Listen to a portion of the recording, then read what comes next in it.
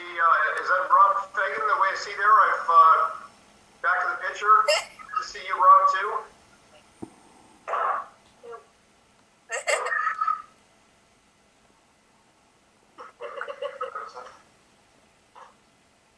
And one thing I wanted to say about Carly is Carly just got her driver's license.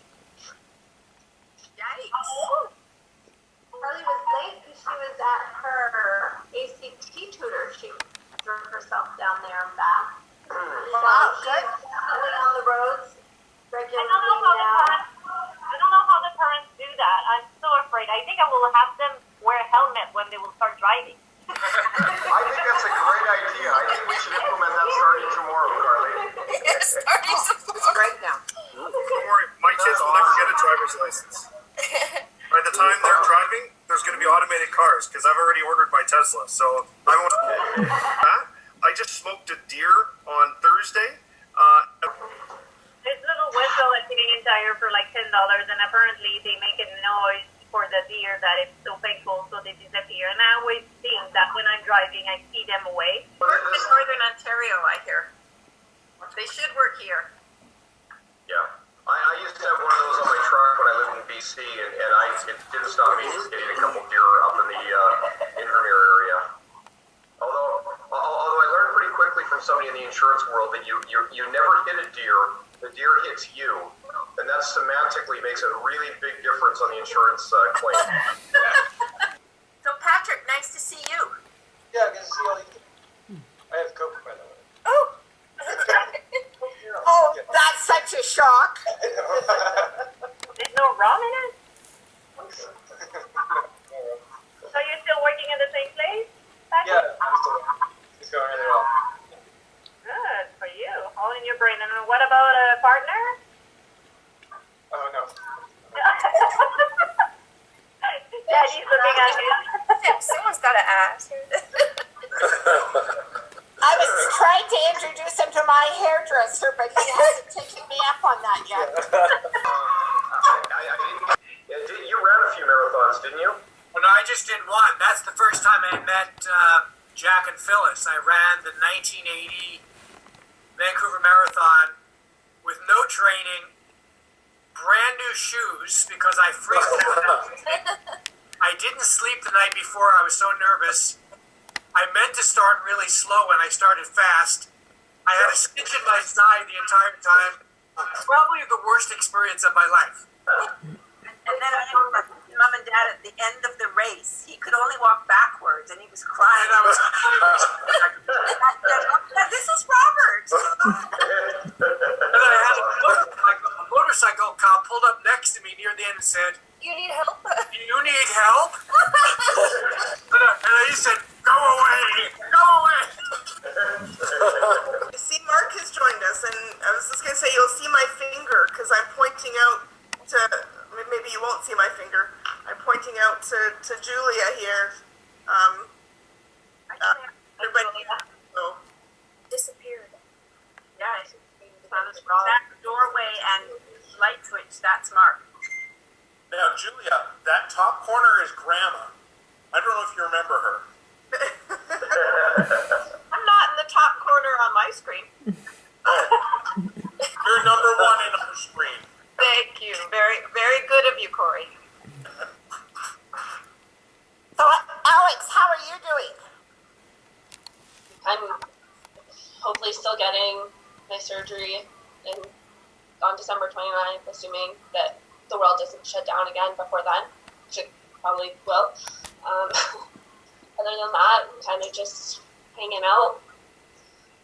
Can I ask what kind of surgery you're having? I'm just getting surgery on my jaw because I have like lockjaw. Oh, okay. It's been like 2 years just like waiting. So, yeah. Alex, are you still serving? No, so Hudson's, where I was working, actually shut down at the beginning of the pandemic. Yeah, like the one that I worked at shut down like permanently.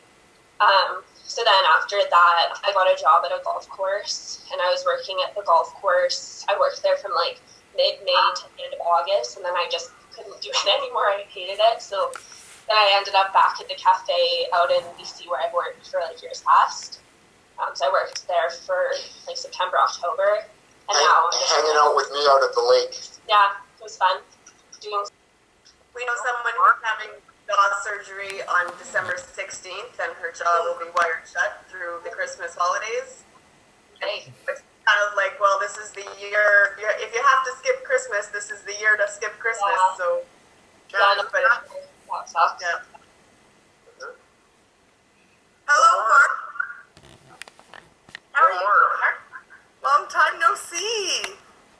It's been a while. We Mark, used, everyone has a beard. Mark. we used to see each other all the time, Mark. Yeah. That's too bad we can't see him. Amazing what 4,000 kilometers will do, eh? How you guys? Everyone was in Edmonton. Good. Where are you at these days, Mark? Where's home? I'm in Hamilton. Okay. Yeah. Yeah, I've been here for, I don't know, 12 years, I guess. I didn't know that. So no wonder that you once in a while you still get up down in Florida because you're not that far away. Well, we used to be down there quite often, but yeah. Yeah, it's been a few years since I heard from you that you were coming down doing training. I know you and I tried to connect and never quite didn't work out timing wise. But if you can talk yourself into doing that trip back, certainly love to see it. Yeah, about 5 years ago, I used to be down in either Miami, mostly Miami, every 6 months for training. But now we train in Toronto, so not down nearly as often anymore. Yeah. And who are you flying with? What's that? And who are you flying with? I was flying cargo, but now I'm with Sunwing. So it's vacation flying. We used to do Floridas as well, but of course that's gone now. Yeah. And how's that been impacted right now with, are you flying as much or at all? I haven't flown since March last year. Wow. Well, this year. So yeah, and I probably won't fly again till September of next year. Wow. So how do you keep About a year. up your license and registration and all that sort of stuff? They'll basically have to retrain us all. Yeah, it'll be sim for everybody. It'll be like starting again for everybody. Thank you. Yeah. Yeah, we had 450 pilots. We're down to 4 right now.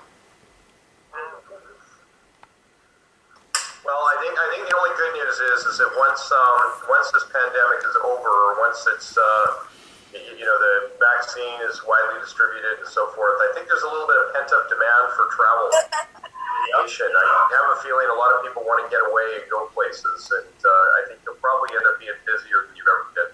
You know, it's the first time, just in the last 30 days, I've been hearing stories from people that have had their credit lines and so forth pulled, and credit cards that aren't being used. You know, talking to different lenders and so forth, they're all saying the best advice they have is that if you've got credit cards, we all have that credit card that you sit away for a rainy day that you just don't use that often, but you keep it open. Is that the importance of actually using it just even once a month to keep it relevant so it doesn't get shut down, because you are seeing those lines done. So, Cathy and Lauren, we haven't heard from you guys. What's new in your world? I found a new video program to edit videos, so I'm happy with that. So that means that the Taylor family is going to be sending out some great family home videos then. Is that what we're hearing? That's what you're hearing, all right, yeah. Can't wait. Yeah. I think we're out of the home video world and we're into the YouTube channel world. So. It's true. Yeah. YouTube, isn't it TikTok? No? No, they don't. No. Yeah, if you're talking about YouTube, I think you're behind the times already. Tell that to my children, who are both always, well, 2 of our 3 are wanting to have YouTube channels. Yes. We've heard that at our house too, but There are more people who want to be YouTube stars than want to be Hollywood actors or singers. Because YouTube stars, they make tons of money just like famous Hollywood people, but they get to follow their passions because they get to do their passions on the video rather than acting like someone else in some movie. So it's actually the #1 requested job now. spend all day watching YouTube. Yeah, that's the trouble. That's the trouble, exactly. We visit Hawaii on YouTube. That's what's keeping us going. So Heather, Marty, are you sitting outside? Am I? No. Yes. You're in. Oh. Okay. We're in our house. In our house. Yeah. Where are you? I just see your ceiling and your chins. What? That's Terrible a face. procedure, Heather. Typical Zoom. That's actually an improvement from what we normally see with Louise. You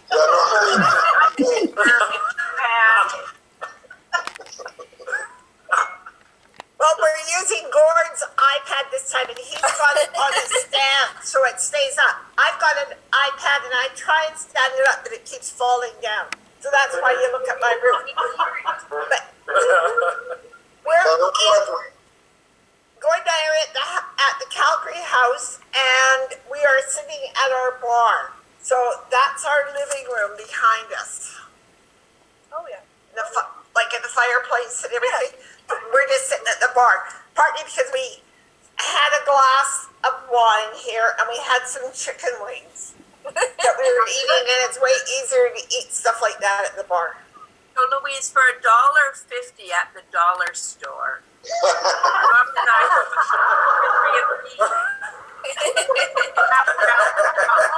put iPads on when we want to stand them up so we can see them. Just Just So in $1.50 case. in BC Canadian money is $3 in Canada, I think. Right. Okay. But you say it's at the dollar store? But that probably means it comes from China, right? I've been trying to buy Canadian only and from Calgary people. Good luck. So Calgary, the wine isn't very good. Do you have a cookbook stand? Probably in a Canada homemade Canada store, you could probably find one of these made out of wood, and it would probably only cost you about $50. Or if you have a router and a piece of wood. Maybe out of moose antlers for 65.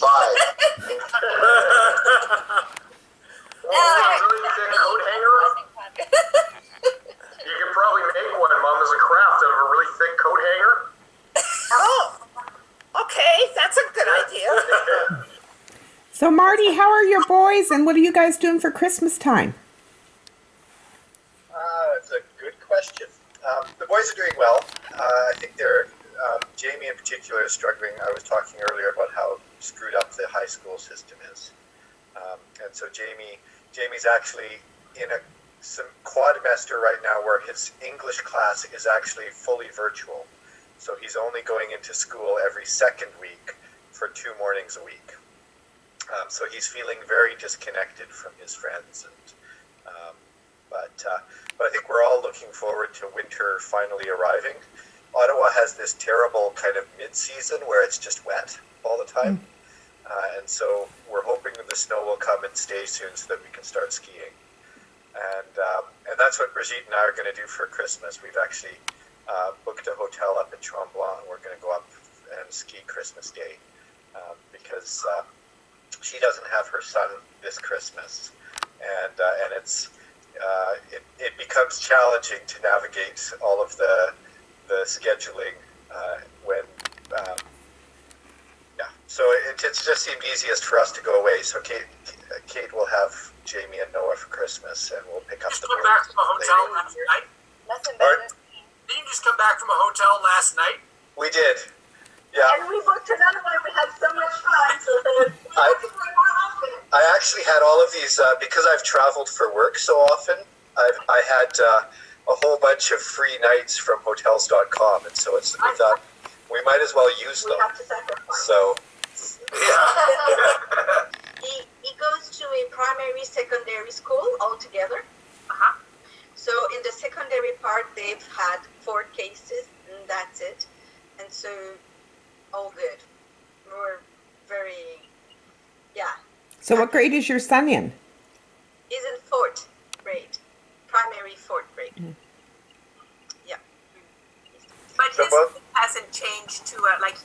in school full time? Yeah, the Quebec has actually kept all of their schools open. Right. So Jerome hasn't been impacted really at all. And because he's grade 4, he's under the mask Yeah, he's age. 10 years old to So have he the doesn't- mask, and he's 9. So It's like it's normal. So Noah goes to school, but he has they have to wear masks the whole day and do separation. But they're in their classes, and they've actually even partitioned out the schoolyard.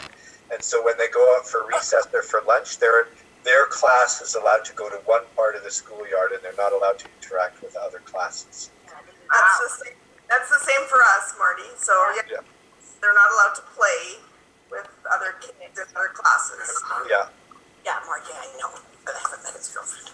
You know, the Yukon has been quite, I mean, they're really aware of all the COVID stuff, but they haven't really had to lock down in the same way.